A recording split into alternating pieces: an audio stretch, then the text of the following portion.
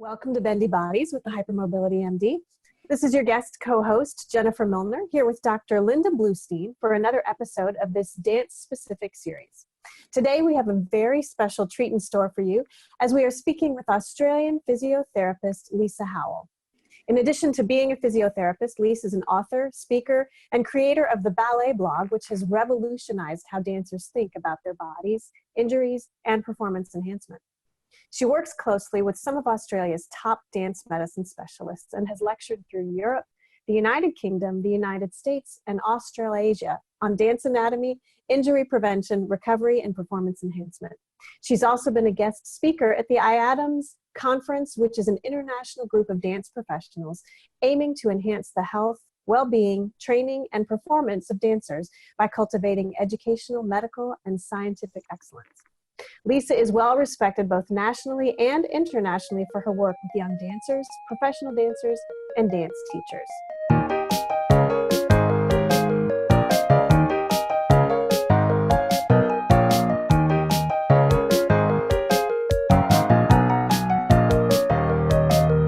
So, hi Lisa, and welcome to Bendy Bodies. Hi, thank you for having me. Can you start out just by telling us about your background? Well, I grew up in New Zealand, so a lot of people think I'm Australian, but I'm actually a Kiwi. And I grew up in a very small town, dancing the whole way through my adolescence and things, but went straight to university to do physio and did my training in New Zealand. After I graduated, I moved to Australia and thankfully fell right into a job with a dance physio. And before then, I never realized that dance physio was even a thing. It wasn't really at the time, definitely not in New Zealand, but had some amazing mentors very early on and learned a huge amount. But then I started seeing that a lot of the issues that we were seeing in clinic could have been prevented. So I wanted to kind of move on and do a lot more educational work out in the community to actually stop a lot of the issues that we were seeing. Started doing that in 2005 when I started my own clinic.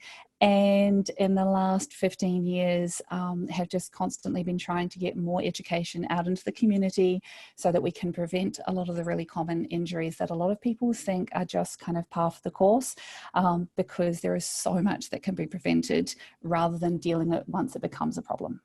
Absolutely. I know that is a passion of yours, is trying to prevent them before they happen. What made you interested in hypermobility specifically? Well, I'm hypermobile myself, and I never understood it myself when I was dancing. I was actually very inflexible when I was young, which is a lot of people find surprising. They think if you're hypermobile, you're super bendy and super flexible. A lot of hypermobile people are inflexible until they learn how to stabilize, or they may be inflexible in certain areas.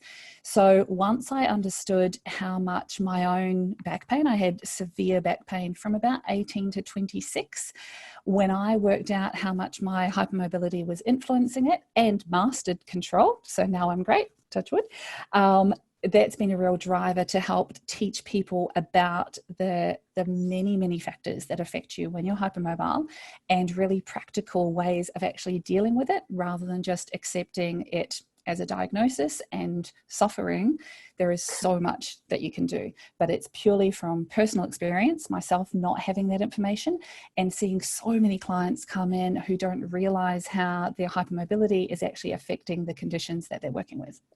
Absolutely. And I'm glad you mentioned that about you can be inflexible and still be hypermobile. I couldn't touch my toes as a kid. Right. And I will have so many dancers come to me and say, and I'll say, I think you're hypermobile. And they'll say, no, I can't touch my toes. And I'm like, your shoulders dislocate 3 times a year, let's dig deeper. So knowing that and this is something that Linda talks about as well, knowing that inflexibility can go hand in hand with hypermobility 100% is so important to know when you're working with hypermobile people. So you owned a physio clinic for several years. You teach workshops across the world. You post videos, you write books, you do blogs. You are so passionate about working with dancers and educating them, especially pre-professionals and people with hypermobility. So how has your work as a physio and what you've seen during it shaped your approach and your focus on what you do? Yeah, I think the constant frustration that I had in seeing the same injuries over and over again, and often seeing injuries at really pivotal points. So being in Australia, there's not a great professional dance world. A lot of students have to go overseas to continue their training. And often just before they'd go overseas, something would come up that could have been intervened or could have been prevented 6 to 12 months before. Or constantly seeing the same issues over and over and over again in pre-point students, kids coming in for their pre-point assessment and being totally unprepared. And then they would feel devastated because we'd have to say no, whereas the training should have been happening 2 years before so that they're actually prepared at the right time. So it's this constant frustration in feeling like a stuck record of saying the same things over and over. That's originally what drove me to start condensing things into manageable programs that could be brought in at different stages during their career. Also, I remember having a conversation with my mum after a couple of years into running my practice, and she said, well, Lisa, even if you had existed when you were dancing, I wouldn't have been able to afford to take you to you. So a big driver for me has always been to make the information accessible and affordable, because in Sydney, there was a very high socioeconomic bracket. Everyone has private health cover. Physio is very widely used preventatively as well as responsibly. But as I've traveled, I've seen that so many different countries don't have a health system that actually supports preemptive training. So it's trying to get that preemptive training out of the clinic and into Pilates, with Pilates instructors, high-level dance teachers, into the studios, so that they don't have to wait till somebody gets injured and then spend a fortune trying to learn this after the fact. So it was really trying to make sure that what I see is so simple is not being done globally at all in many, many studios. So trying to get that out as much as possible. Nice.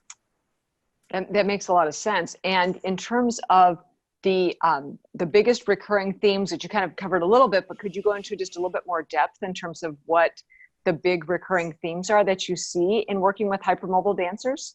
Yeah. Initially, so 20 years ago when I started practicing, we saw so many foot and ankle injuries. And that was by far the biggest thing that I saw.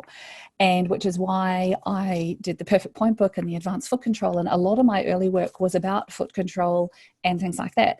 What I noticed is that as the studios around us learned this work, started integrating it, we had far fewer issues in this area.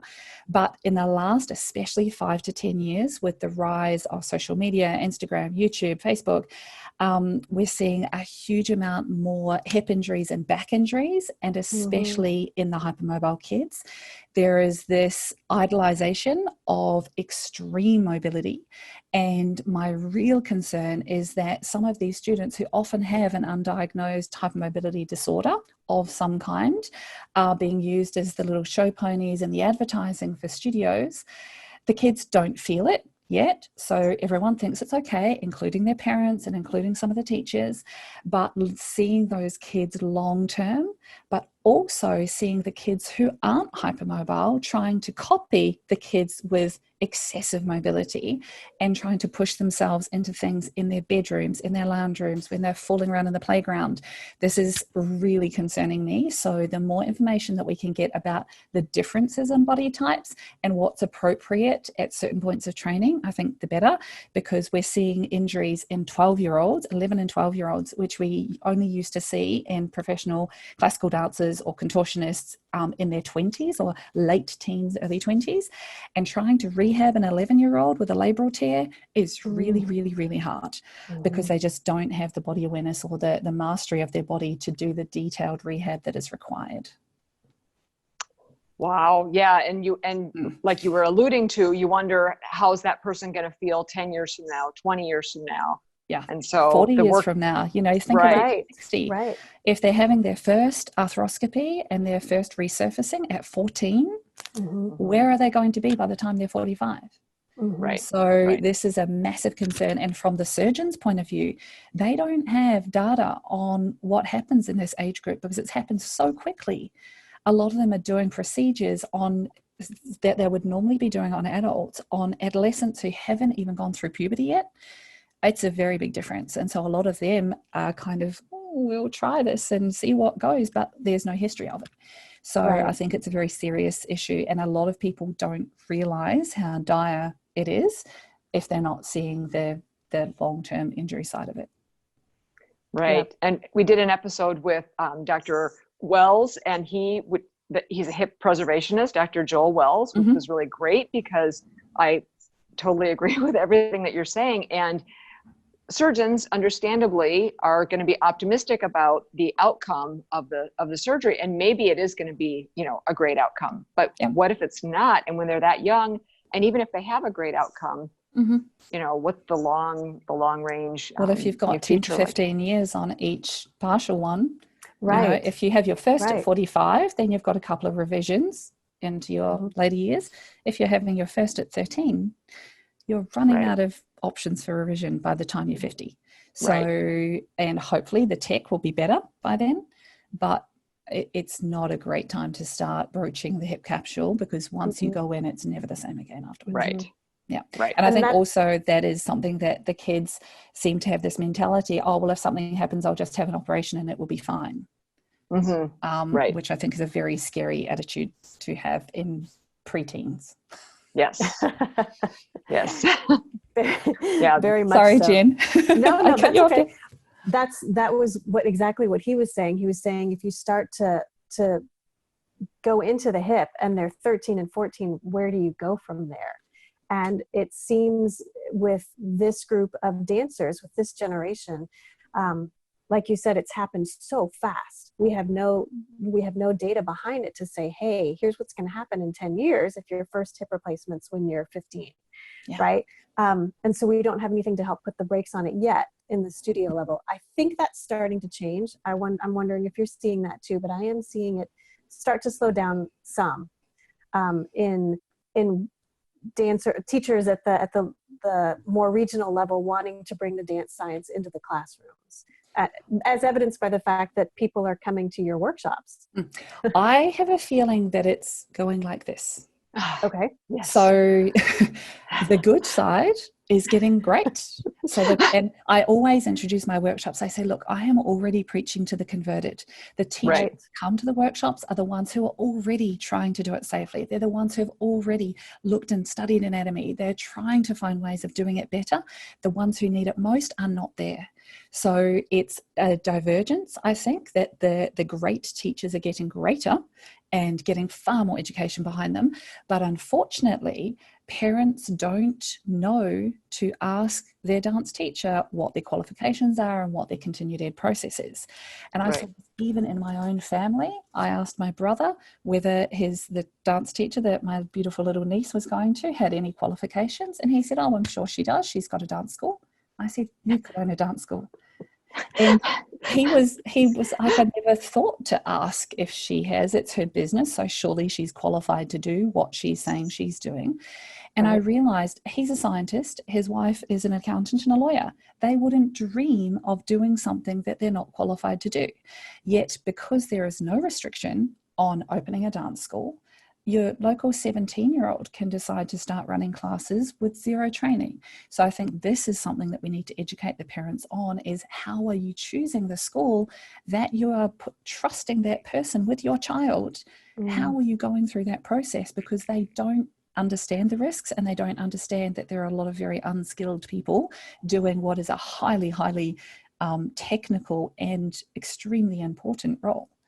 So I think a lot of the education needs to be focused actually at the parents, so they can just screen where they're even taking their kid, because they'll often just take it to the closest one that fits in with the schedule, that's easy, without realizing the potential dangers. Absolutely. Or like you said, they may be looking, the child is looking on social media, like you said, and sees these people doing things that they think, oh, I want to be able to do that. And if I go to that school, then I will be able to do that. And I agree with you. Educating the parents is critically important so that they know. Yeah, definitely. Yeah. Do you have a go-to short list of concepts to tackle in most hypermobile dancers? For example, proprioception, strength building, things like that? Yeah. The first thing it depends on the student. I treat human beings, not human bodies, is usually what I say. So it depends on what that person needs. One of the things that I actually focus on first is creating some taping techniques or offloading strategies to show that human what it's going to be like when they have some stability. So one example I had was an excessively hypermobile 14-year-old. She came to see me. Her dad's best friend I'd seen the girls in his family. He said, look, you must take her to see Lisa. She had been to a sports physician who told her she was excessively hypermobile. She was going to be in pain for the rest of her life and she shouldn't do any exercise. Oh no. At this stage, I quelled myself, walked out, threw a tantrum, walked back into the room, said, let's start again. But basically, she had been in pain for 18 months everywhere. She was having headaches, neck pain, shoulders were dislocating, knee pain, back pain, pelvic pain, and had recurrent stress fractures in her feet. And I thought, well, what is the best thing that I can do for you right now? And I actually used dynamic tape a lot, and I dynamic taped her with about 6 different techniques to basically suspend her body. And she just looked at me and there's little tears pricked in her eyes. She said, I don't have any pain. I said, darling, that's what you're going to feel like when we can get you stable. And then she was crying, her mum was crying, everyone was crying. But she said, I thought I was going to be in pain forever because that's what the specialist told me. And I said, you need to feel what it's going to be like when you don't have it so that you can feel that this is achievable. The work is slow and laborious and boring. I'm telling you that now. But if you can experience what it's like when all of your superficial muscles are not working so damn hard, then you've got an insight into it. And I often use those taping strategies to help suspend them in the right position as we learn how to stabilize underneath. So the first thing I do is offloading and trying to reduce their pain levels. If they are in pain, they are not going to be able to find the deep stabilizers. Mm-hmm. Then we work to create first conscious, but then building towards subconscious stability in the joints. And stability is not strength. We need to get appropriate timing. It's a very detailed process, but trying to use the muscles that are closest to the joints to become basically dynamic ligaments because their ligaments aren't able to do that job. And then we kind of aim to look at the reasons driving their poor patterns, and I find that by examining their day-to-day life, we can often pull out certain things that they do during the day that are setting them back. For me, I worked out my worst position was actually brushing my teeth. And I'd hyperextend one knee, lock into one hip and brush my teeth. So by having the taping on, it also gives them a little bit more awareness of when they're coming out of their positions and bringing them back in. But our ultimate aim is have them moving with control rather than bracing in one position. And I think this is where a lot of people attempt stability exercises, but they're actually overtraining the already overused global muscles rather than finding deep dynamic subconscious control around the joints. The beautiful thing was within 6 weeks, she was pain-free. Oh, yeah. She walked in, I'm like, how are you going? And she's like, I have no pain. It's like, yes. But, and she had been given basically a life sentence from the sports physician. So the mum was just beside herself and she actually burst into tears. She's like, this is the first time I've seen my daughter smile in 18 months.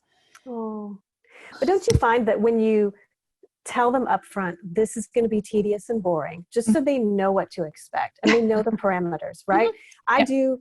I have a lot of hypermobile clients and I do a lot of the tucks and tilts that you do at the start of the sessions, just deep pelvic spinal stabilizers. And they will say, I feel nothing. And I say, good. and they'll do it every day for 2 weeks. And I'll say, let's check back in on that. And they're like, oh, my back doesn't bother me anymore. Yeah. Is there a correlation there? And it takes them a while to see that the boring work equals sometimes nothing. No pain. And it's the absence of something that says that it's actually working. 100%. And this is so something important. That it's hilarious in the workshops because it always comes up. A teacher going, oh, I'm not sure I'm doing it right. I'm not feeling anything. I said, if you are creating that movement and you're not feeling it, you're using the right thing. Right. And it's such a foreign concept for especially most dancers because we've been taught that we have to work hard. If you are generating the correct movement with no activity on the surface, then we're actually accessing some of those deeper layers. And this is the mastery component.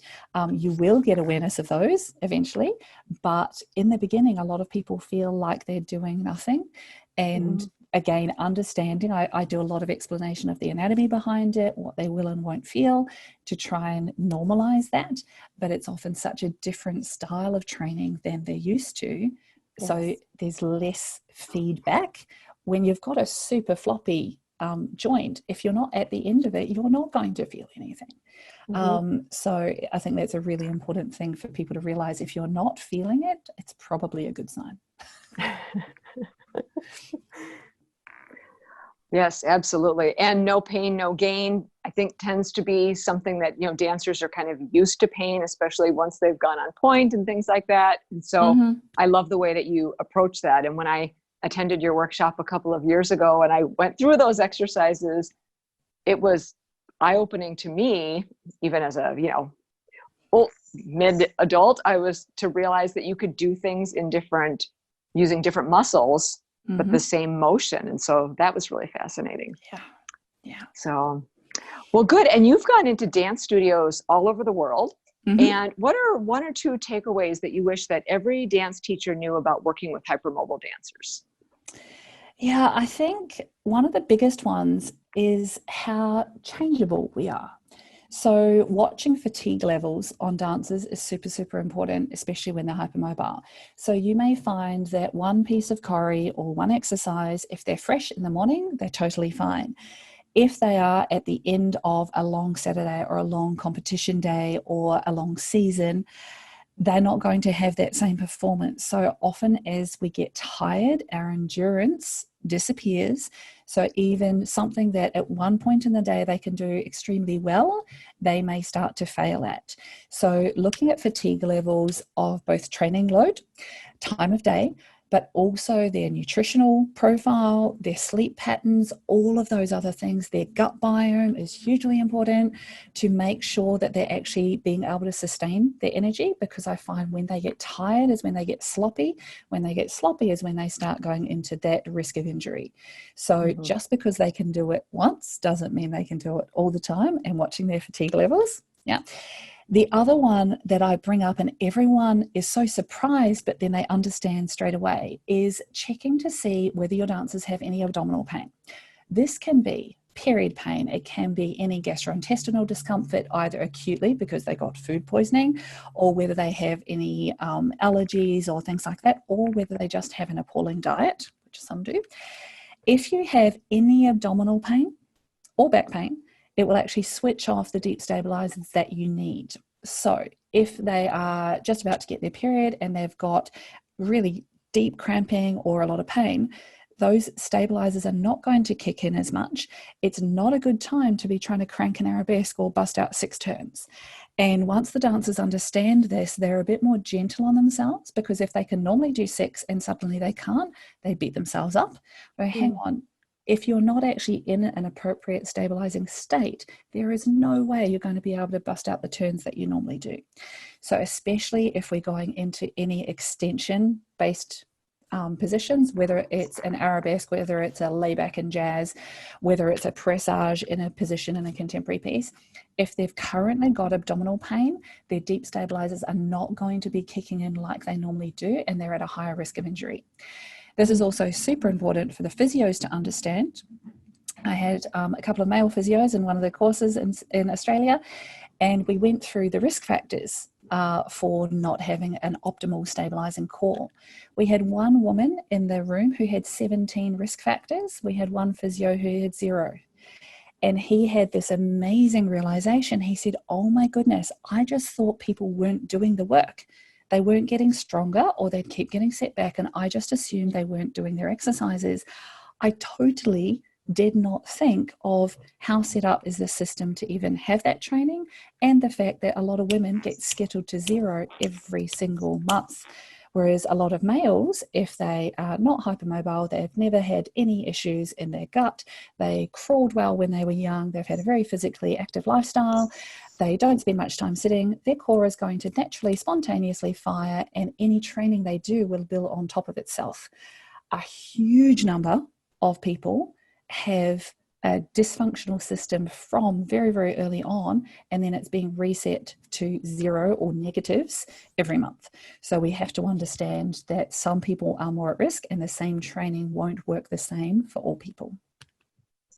Can you just elaborate slightly on when you're talking about each month going back to 0, just because there's going to be a whole range of people that are listening to this, and that's such a great point and really important concept. So would you mind just kind of, I'm sure a lot of the physios are going to definitely know right away, but. So if you have either cramping, discomfort, or strong pain with your menstrual cycle, a lot of people have already associated it that their back gets sore at that time of the month. And it's not necessarily that there's something going wrong in your back, but often the pain in the abdomen will switch off all of the deep baby back stabilizers. Often the pelvic floor is not as responsive. You may even get some cramping. You may find that you get a stitch more often because the diaphragm is trying to stabilize. So if every month your deep stabilizers are getting wiped out, if you don't know how to specifically retrain them, and these are those very, very, very tiny, tiny little baby exercises, we need to specifically attend to them to get them back online. If you don't know how to do that, or if you miss out doing that, then when you go back to your normal activities, you won't have the pre-stabilization of all these deep muscles that really help support your spine, and the big muscles will tend to grip on. That's even for a normal person, let alone somebody who has super hypermobile back. The more hypermobile you are, the more we need very detailed control of the deep baby back muscles to actually help create that stability through the spine. If somebody is very stiff and has really tight ligaments, they can sit unassisted without even thinking about it. Anyone who has any speck of hypermobility in their spine will usually hate sitting unsupported, because it's a very conscious process to try and hold in position. And if you're not doing it exactly right, your big back muscles will get fatigued very quickly. So there's a big difference between people who have bound up tight ligaments and people who have sloppy ligaments in their spine. Does that explain it? Yes. Thank you. That's very, very helpful. Yeah, so the biggest thing is whenever that pain comes is going, yes, we need to deal with the pain. Is there anything that we can do with that? I personally used to get ridiculous period pain, and traditional Chinese medicine acupuncture resolved heaps of it. So is there something else that we can look at to help reduce the pain that you're having? But also every time you have that pain, we have to go back to the drawing board and reprogram things in order before we start doing your normal higher level stability work or dancing. That makes sense. And speaking of working with dancers in the therapist setting, we've talked about you reaching out to studios and working with them on that level, but you've spent a long time working one-on-one with dancers in the therapy setting. Yes. And they are all so grateful to you for that. But what are some of the unique challenges that face a therapist who is trying to work with a hypermobile dancer, or what the challenges that might be facing a hypermobile dancer who's really just trying to get back into the studio? Yeah, I think, that's a very two-sided question. I think I am now so appreciative for the amount of pain that I had and my hypermobility, because it's taught me to be so much more sympathetic, empathetic, and patient when working with this. I see sometimes if there are therapists who are not hypermobile themselves, they really struggle to understand the complexity and the subtlety that is needed because they've never had to do that themselves. So I think there's that issue. From the client side, I think that the hardest thing for them is that it is a very detailed and laborious process. I've got better and better at doing it, so now I have a few more hacks. So the way I get people out of pain now is about 10 times faster than how I got myself out, which was very, very long, slow process because nobody was teaching me and I had to work it out for myself. And I've now got ways of making it a little bit more subconscious, because also when you're dealing with very young students or people who are not aware of their body, it becomes much harder. So I think having the patience to go through the layers that are needed is super important. But one that I think is really interesting is that often people who are super hypermobile, they've kind of merged it with their identity as a dancer. And all the people who dance with them go, oh yeah, they've got an amazing back, it's so flexy. And so often, if we're trying to back them away from their extreme injurious positions, they have a bit of an identity crisis, because it's almost like, well, who am I without my amazing back? And it's not that they're not going to have an amazing back long term. I am not against extreme mobility. I am about doing it safely. But often they really struggle. So they may be super attentive in the clinic and do everything right. And then you catch them on Instagram, cranking their leg up and whacking into a back bend. So we need to spend a lot of time with them looking about the identity that they've created of themselves as a dancer and what they associate with their kind of superpowers or their things that they're great at. If you're trying to take away the thing that has always set them apart, there's going to be a dissonance there. So that's something that we have to approach and build back over time, because if they have amazing range, we want them to be able to use their amazing range, but we don't want them hinging into it and getting recurrent stress fractures in their spine. But it's something that I don't think a lot of people think about when they're trying, or they're wondering why the client won't be patient or is not progressing. It's often the stuff that they're doing outside. They're trying to maintain their persona as a dancer, and they're not wanting to give up that special thing that they've always had. And it is partly compartmentalizing, as you had mentioned earlier. You hyperextend when you're standing to brush your teeth, right? Yeah. And dancers will do everything perfectly for me, and they will never lock their knee, and they will do their single leg work beautifully. And then their mom comes in to pick them up, and I'll stand and talk with her, and 60 seconds later I looked over and they're slumped and their legs are locked. And in certain settings they have the correct posture, you know, but they compartmentalize it. So when they're working with you, they're going to say, I have that lumbar stress fracture, I'm going to do all these things perfectly. And then they're going to leave and they're going to go, I've done my exercises, so now I can go do the things that my teacher wants me to do, or that will keep me in the front row as I do the scorpion while everybody else does fancy stuff around me. So yes, helping them have it permeate their whole life, and also see that that's not all that they are.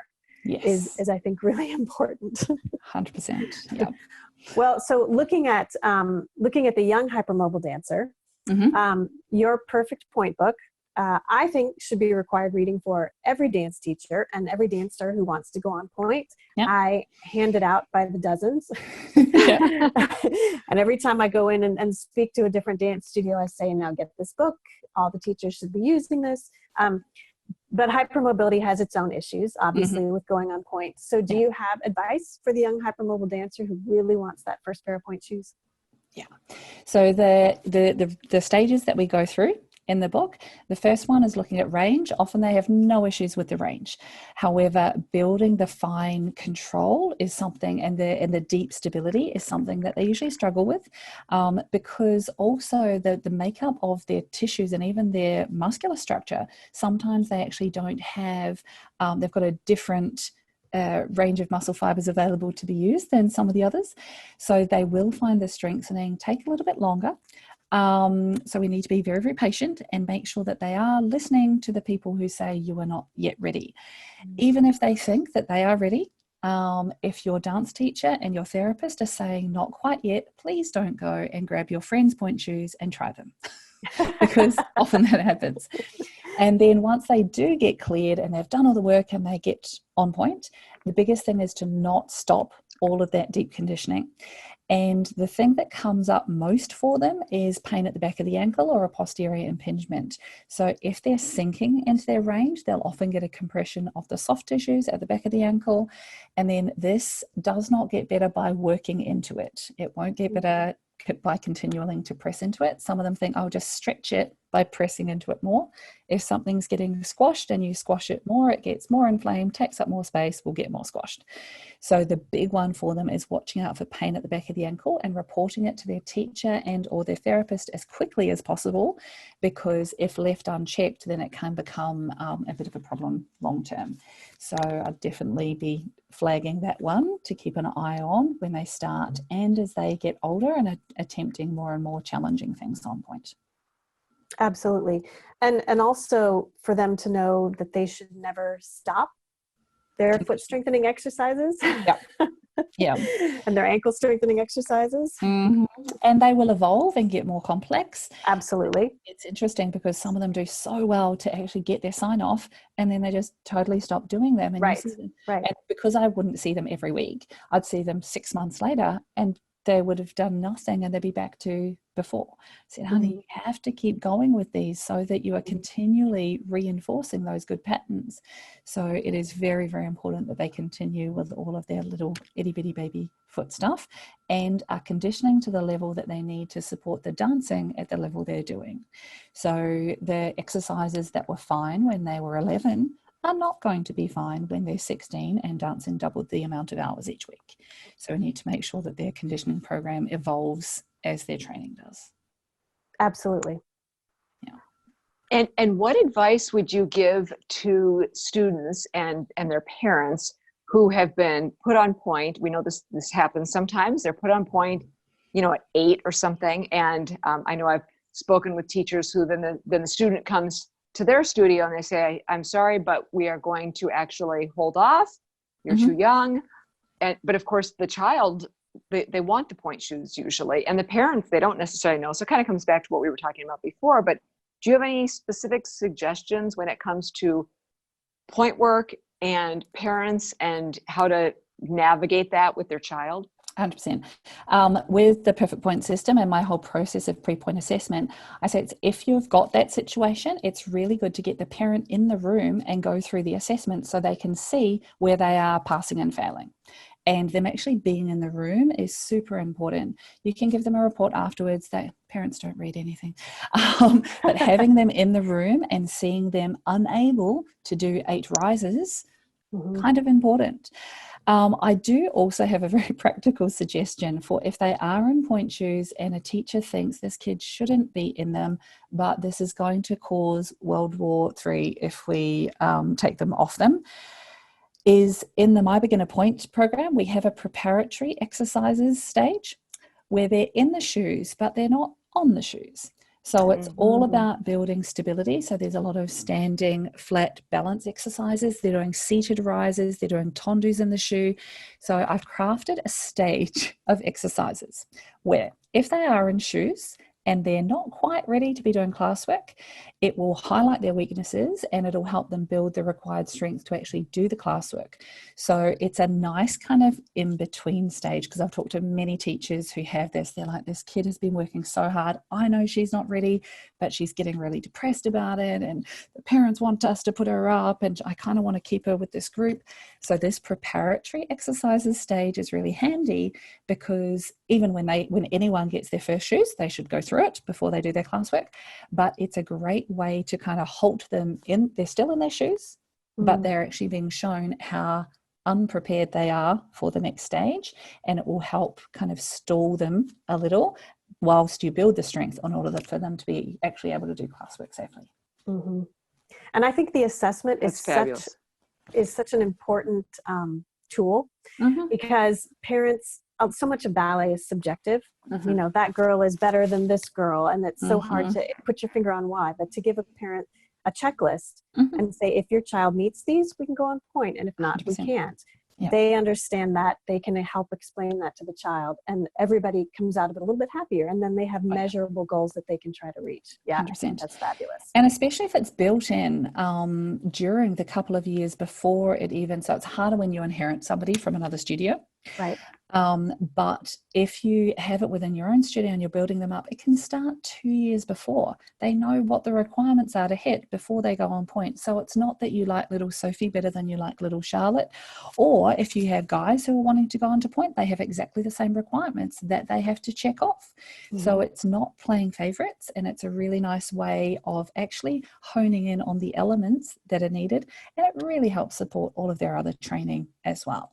But I think the focus is, and I'm actually planning to redo, refilm and reorganize the entire point training work, because we've revised it repeatedly over the last 15 years. But on talking with a lot of teachers and looking at how things are implemented in studios, and also understanding The kids that I work with in Sydney are often very, very well trained. They've got amazing teachers who are already integrating a lot of the work.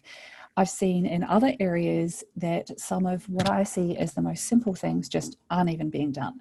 So breaking it apart even a little bit more to allow it to be built into at least the year of training before they're even thinking of starting on point in a very easy to access way. And I think that's important for the parents to understand.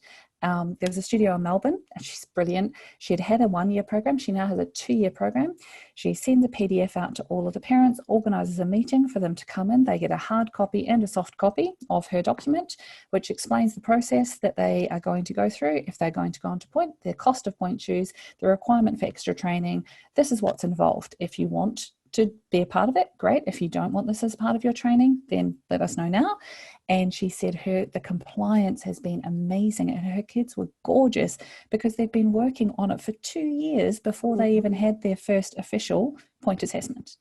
So I think it's really important for the studio to be integrating it into their processes and building out communication with the parents so that they know why there's so much more work being done on this, and they have kind of the big picture view, because most parents haven't done it themselves. They can, this, little Sophie's friend goes to another school and they just put them up. Why is this even possible? And the parents who really care about their kids will be absolutely delighted that you are jumping through hoops to make sure they are safe. However, it still is absolutely gobsmacking to me that you will have some parents, the therapist is saying this child is not strong enough to point, the teacher is saying you're not strong enough to point, and they remove the student and take them to another studio where they're allowed on point. Right. I see this as very dangerous parenting. So I will always stand by my guns, and studio owners, unfortunately, if the parent is willing to put their child at risk in that way, if they've been given all the information, we also have to go, this is now not my problem. If they are making that decision against the advice of 2 professionals to take them to somebody else who's not going to go through that process, you kind of have to let them go and wish them well. And it's something that the ones who care struggle so much with, because they know the long-term effect of it and they know how dangerous it can be.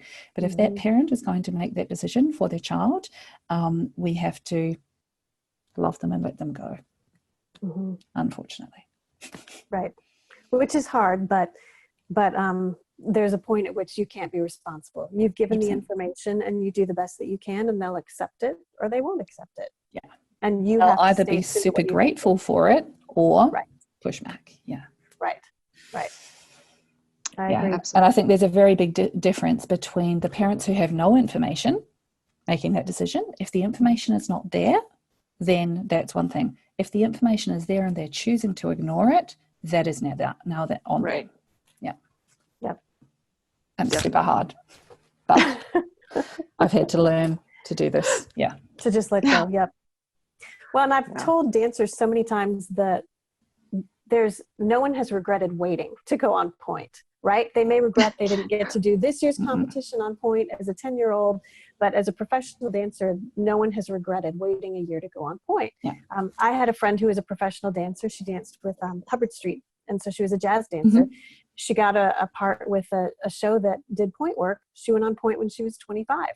Amazing. And it took her a week because she already had solid technique and solid strength, and she was able to go on point and she would dance and she looked fantastic, you know. And the difference between putting a 13-year-old on point who's had that much time with great training and technique and putting a 10-year-old on point can be quite significant.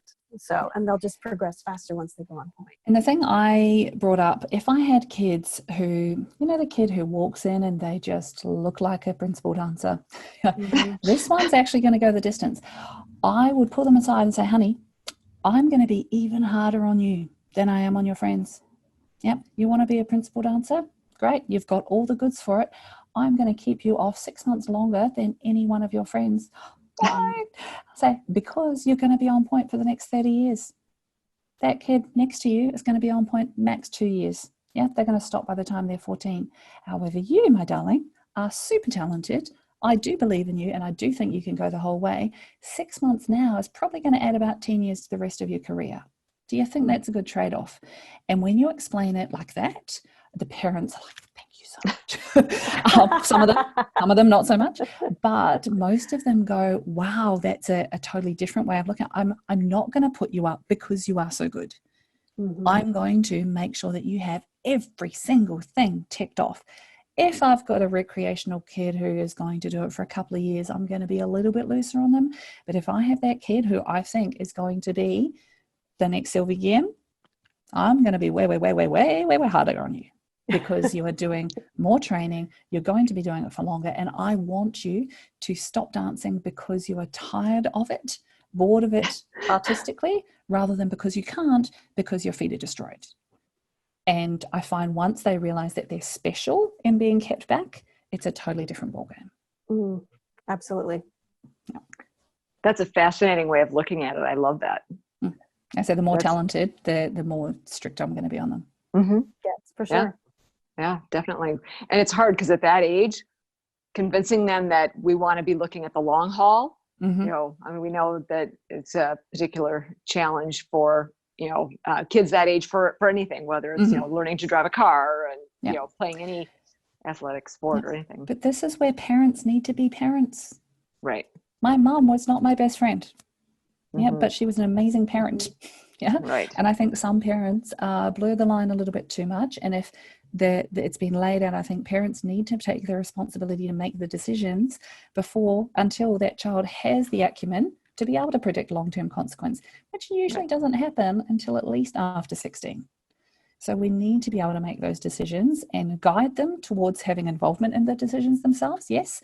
But at the end of the day, you actually need to parent. And if something is going to be dangerous for your child, if they wanted to sit there and light their hand on fire, would you let them?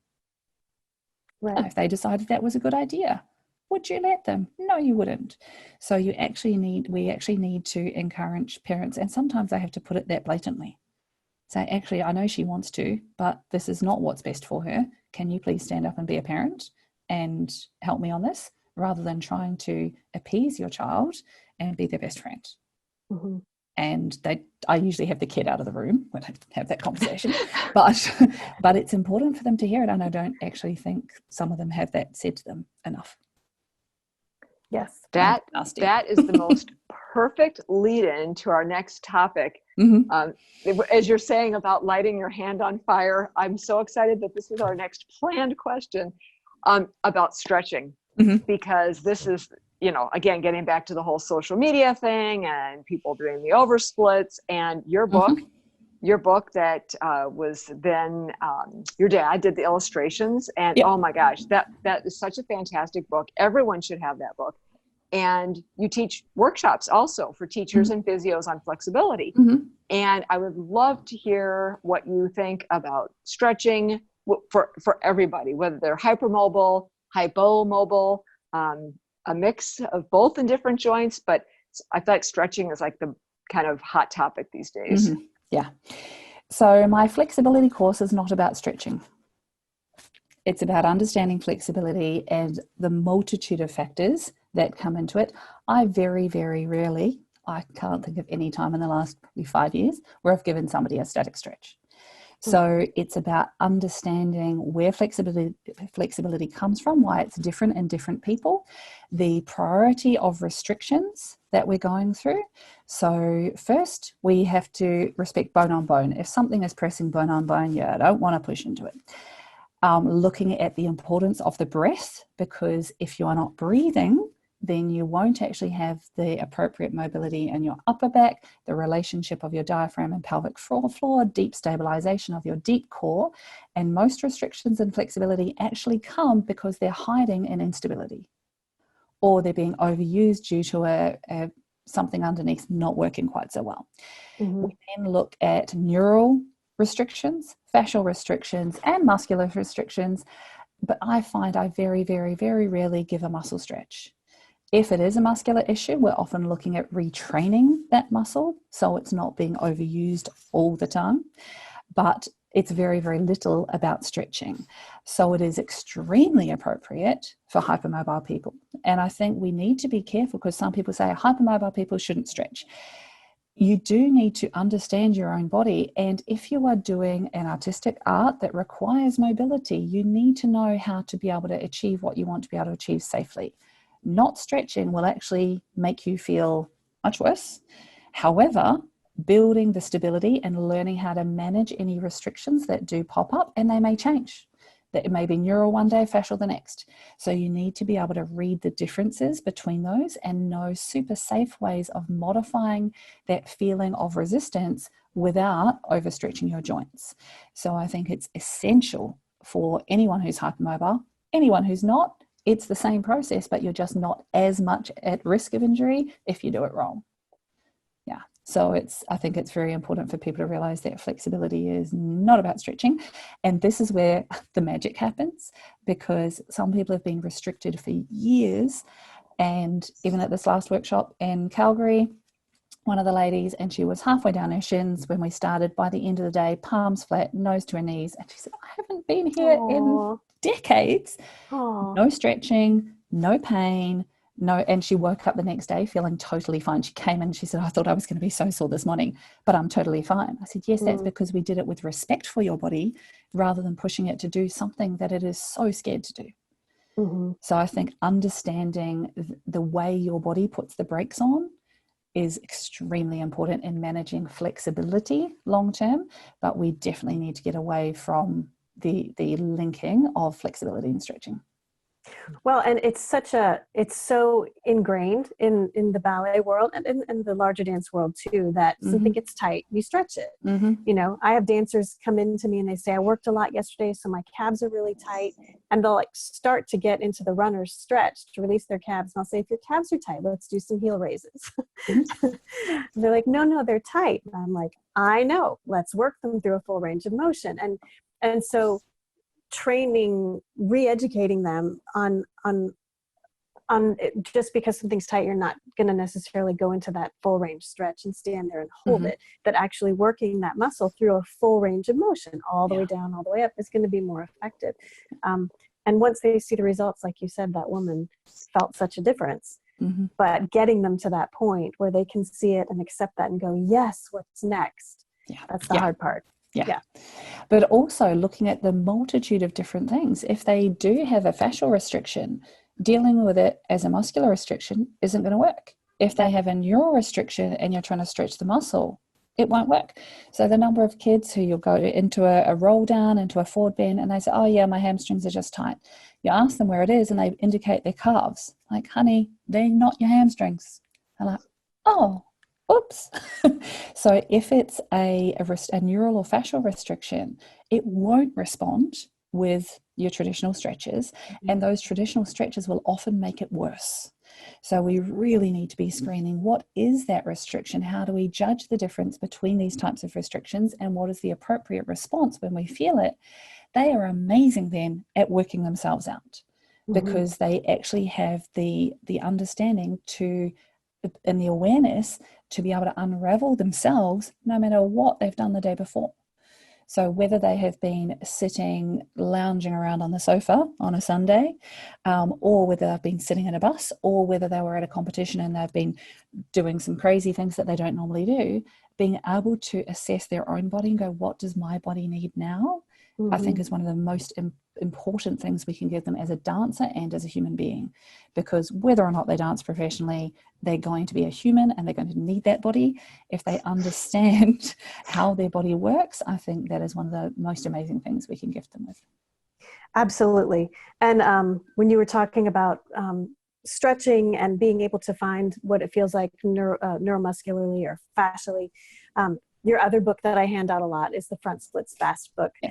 And so many dancers will come to me and say, I want to get my splits. Like, what stretches can I do? And I can say, you can buy this book and you have to do the things in this book and not look at it and go, there's no stretches, and put it aside.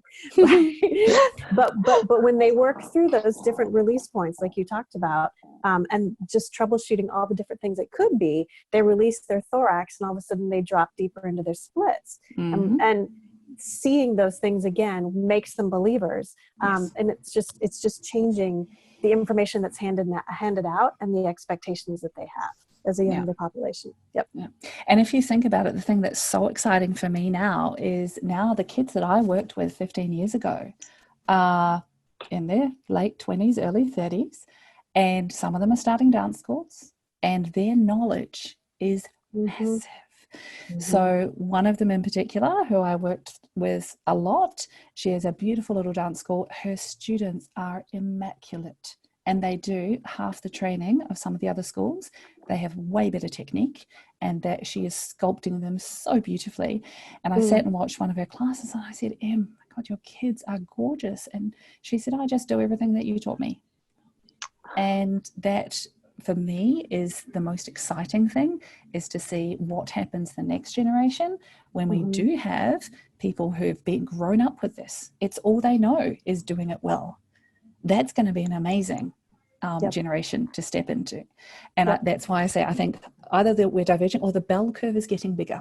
The amazing ones are getting more amazing, and ones who don't look at things, it's getting passed on with zero education. It's getting worse and worse, and there's a lot in the middle. So I'm trying to focus on the people who want to accelerate.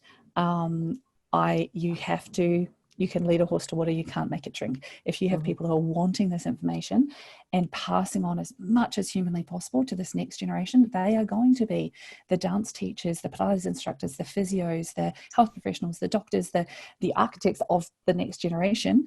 So I think the more that they have experienced it themselves, they are going to be the ones to actually change the industry long term.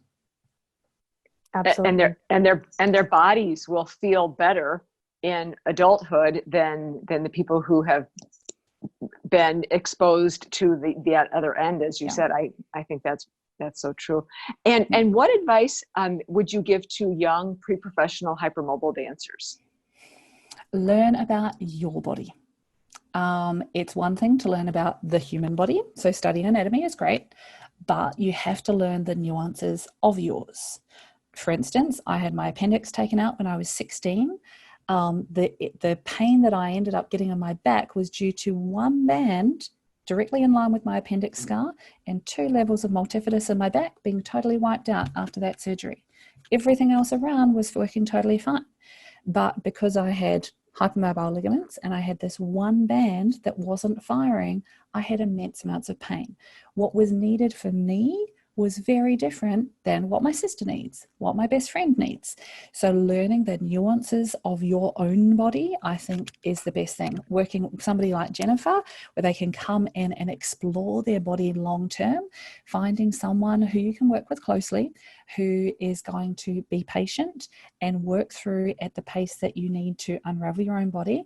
And I feel, if at all possible, doing one-on-one or small group stuff is so important, because if a teacher is trying to deal with 25 people in a class, they cannot be that specific. I think we need to use the private lessons that people are having to look at re-educating their basic classical technique rather than just running their routine over and over again, and seeking out people who understand hypermobility, whether or not they're hypermobile themselves. There are some amazing clinicians who are great at dealing with hypermobility, but I find the ones who are hypermobile usually have a bit of an in-depth view on just how intricate it is. But the biggest thing to keep in mind is, if you have been in pain, do not think you're going to be in pain forever. You just need to learn more, because this is the most devastating thing for me to hear, that people have been told, well, you're hypermobile, you're going to be in pain. That is not correct. I am perfect living proof of it, from having years of extreme chronic back pain to being totally fine. So I think we need to be very, very careful with the messages. But if you are a young dancer and you are hypermobile, it's harder. You need to learn more, but you will get so much smarter, so much more intelligent as a dancer, have much longer career by understanding the nuances of your own body, the nuances between your right hip and your left hip. They may be totally different hips. So I think learning your own body inside out, upside down is the most empowering thing. Amen. Excellent. And over. and that's true for dancers, non-dancers, everybody, that 100%. work with the body that you have and not the body that somebody else has. Or the body that's in an anatomy book. Right. Different. is a lot of people's anatomy than what is put on those little plates in an anatomy book.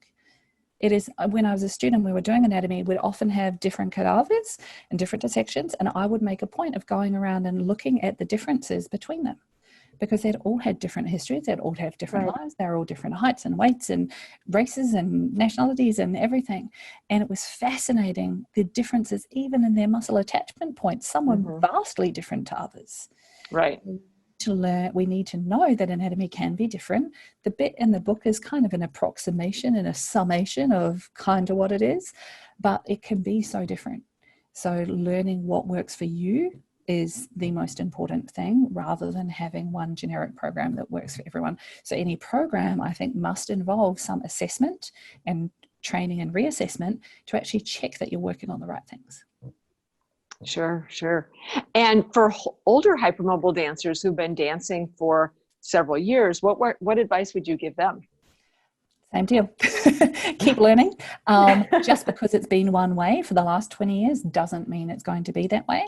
And also, don't let your ego get in the way of, no, I've reached this point of training, I must not go back. Going back to the drawing board is one of the most important things, I think, for everyone. And especially if you're one of those people who every month you get back to zero, or if you have gut issues, they may be affecting things way more than you think. So I think, again, just learn your own body, seek out people who can help you learn your own body, because doing it on your own, it is possible, but it's way slower and way more painful than finding somebody who's been doing it for years and will have a 10 different techniques for facilitating each thing that you're missing, and be very, very good at working out exactly what is missing. So hunting down somebody to work with, and expecting yourself to continue to improve. Your body is in a constant state of reformation. Give it different instructions, you get a different result. And the thing that just warms my heart so much is the number of teachers after the level 1 training course who contact me 3, 6, 9 months later going, oh my goodness, thank you so much. I am so much better because I've been doing these 2 simple little things, and it's different things for everyone, but I've actually been doing these and I feel like I did 10 years ago. Or I haven't had back pain, and I've had back pain for 12 years. So for me, it's just that constant state of learning, exploring more, understanding as much as we humanly can, and just being gentle on yourself not to achieve a certain level every day during the months. Be aware that it'll wax and wane.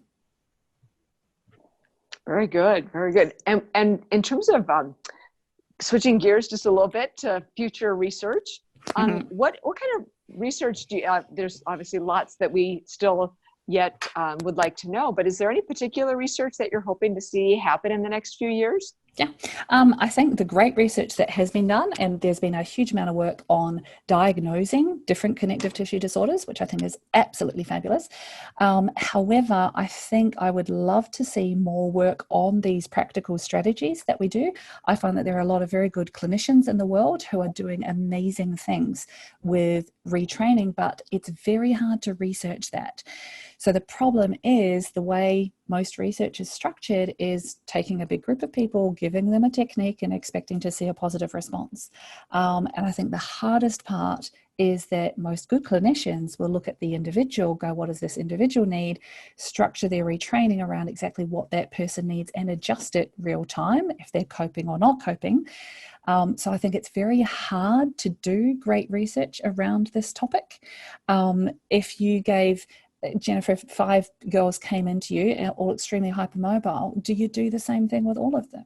Not at all. It's so customized. And I brought this up at university. We were looking at research and I was getting a little bit frustrated. And my tutor asked if there were any questions. And I said, so hang on. You're taking 200 people with chronic non-specific low back pain. You're giving them the same program and you expect a positive response.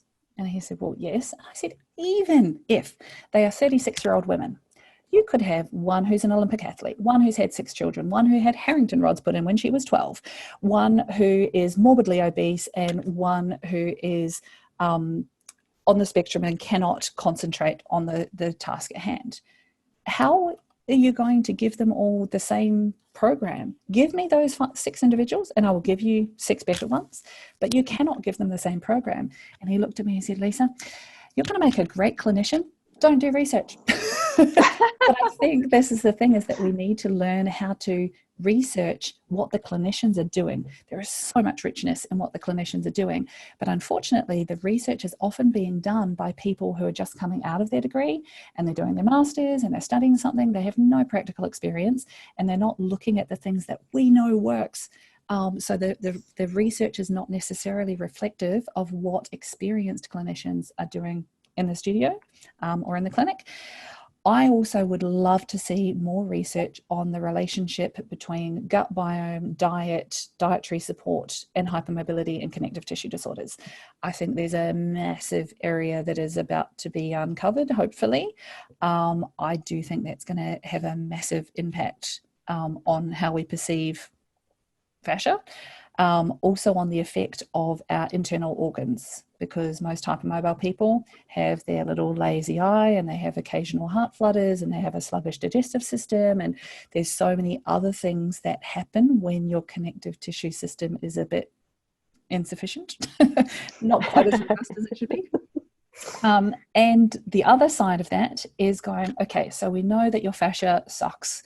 It's not being put together very well, but looking at the research on the most optimal ways of training fascia for resilience rather than unraveling. So I had a chat to Tom Myers. I went and did one of his courses. It was great. I had a chat to him and I said, look, so all of the course was on unsticking things. And I said, what are your strategies for training it when it's insufficient? And he just looked at me and went, Lisa, that's your area. And I went, but you're like Mr. Fascia. But he said, well, the clients that I deal with are all stiff as a board. He said, so all of my work, I've been working on unraveling them. Whereas those of us who work with dancers, we're often dealing with the complete opposite end of the spectrum. Sometimes, yes, they may need fascial unloading, but a huge amount of the time they actually need to be training their fascia to be more resilient. And this is something that I haven't seen much research on. It's something that I think would be very, very powerful. And I think we need to focus the research on things that are going to change how people are treated, rather than changing things that will sit in a textbook. Well, and absolutely. And that's really fabulous, because of course now fascia we're understanding a lot more about it, but it wasn't that long ago that we thought fascia was very unimportant. And now we know that fascia is so important when it comes to chronic pain. And that's such a huge, huge area that 100% is needing a lot of work. So what is going to be next for you then, Lisa? Are you going to, where are you going to go with your work? Because wherever you go, I will go there with you. Yay! I think the coolest thing, I closed my clinic July last year. Right. And for me, that has now opened up a whole lot more potential. I have been hands-on people for 20 years, and I had always structured the clinic as a R&D facility. I had 1 hour, one-on-one, or an hour and a half or 2 hours, one-on-one appointments, and I used it to research as much as humanly possible about what dancers needed. Now the focus is on getting that condensed into ways that people can understand. So something that I'm working on a lot is a series of injury management guides, which basically takes a lot of each common injury, say plantar fascia pain, posterior impingement, Osgood Schlatter's, spinal stress fractures, and looks at what it actually is, why it usually happens, and enough detail so that we can understand the nuances between it, because it's never the same. There is no one program, but looking at how we need to assess somebody who has that thing going on and possible rollouts, taping strategies, offloading techniques, and retraining so that it doesn't happen again. Especially with the hypermobility, I have a YouTube playlist, which is Hypermobility Hacks. I do want to do a stack more on those, and they're practical hacks that I have learned myself to get around not having great ligaments. I am putting a huge amount of effort into the teacher training. So running the teacher training workshops all around the world, everywhere from Norway to the US to Asia to you name it, Germany, say wherever. But even more than that, from running those over the last 5 years, I've worked out it's one thing getting that information, it's another integrating it into the classroom. So I've now filmed every element of the original teacher training workshop. And Awesome. I'm also creating class plans to help integrate that work at lots of different ages. So how do you start to teach 10-year-olds about their turnout? How is this different to how you approach a class of 16-year-olds? If you have a student who's rolled over on their ankle, how do you deal with this in class? And so teaching people how to use the content in the exact situation that they're coming up with. You've got a bunch of 8-year-olds who are coming up with Sever's disease. What things can we pull from the program that are completely appropriate for them? What information does the parent need? So really trying to unpack it and make it easy for teachers to use every day without them having to go and do a physio degree to understand it. So kind of digesting it, pre-digesting it down and packaging it up so that it's much easier to understand. So that's kind of my big push over the next 12 to 18 months. That is going to revolutionize dance training. Absolutely. I think that is going to be such a huge help on such a widespread level. So I'm really looking forward to that. Yay! Is there anything else that you wanted to say or add that we haven't covered? No, I just, first of all, thanks for inviting me to be on here, and thank you for the work that both of you are doing to raise the awareness of this, because it is such a massive, massive issue globally. And I think the more of us who are out there educating and empowering and being in contact with different people, Linda, the work you're doing with health professionals to even expose them to the challenges that come when you're dealing with this. I think there's a huge number of medicos who do not understand hypermobility at all. So that's why we're struggling with what some people are getting told when they go and see their health professional. So the work that you're doing to try and educate that sphere, I thank you so much for.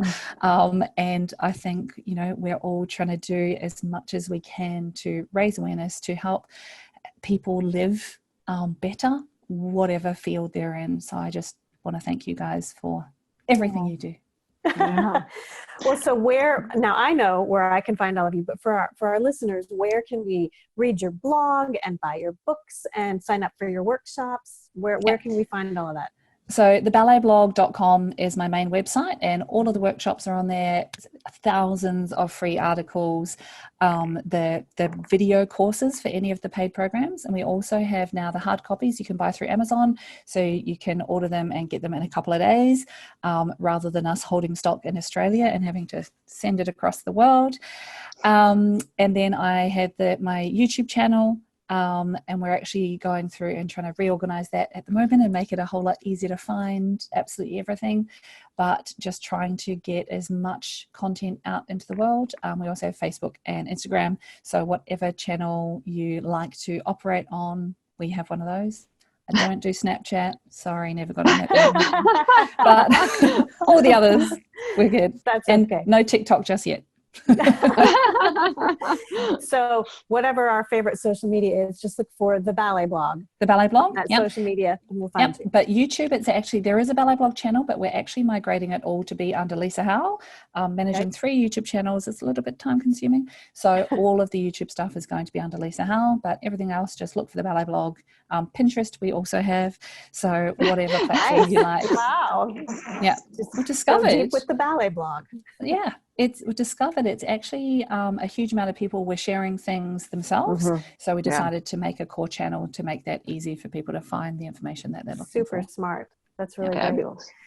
Well, we are so grateful for you being here.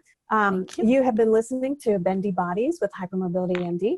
Today, our guest has been Lisa Howell, physiotherapist. And that is it for today, but we have lots more great guests coming up, so stay tuned. And please go to bendybodies.org for links to all the episodes and to access the show notes. If you enjoyed this podcast, please like, share, and leave a review. Also, be sure to subscribe so that you can be notified of all new episodes. You will not want to miss another episode with Lisa or any of our other great guests, so be sure to do that. And feedback is always appreciated and can be emailed to hypermobilitymd@gmail.com. And Jennifer can be reached at jennifer@jennifer-milner.com.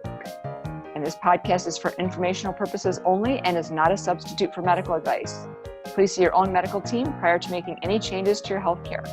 The Bendy Body's original music is by Andrew Savino and sound editing is by Rhett Gill. Thank you so much for tuning in, and we'll see you next time on Bendy Bodies with the Hypermobility MD.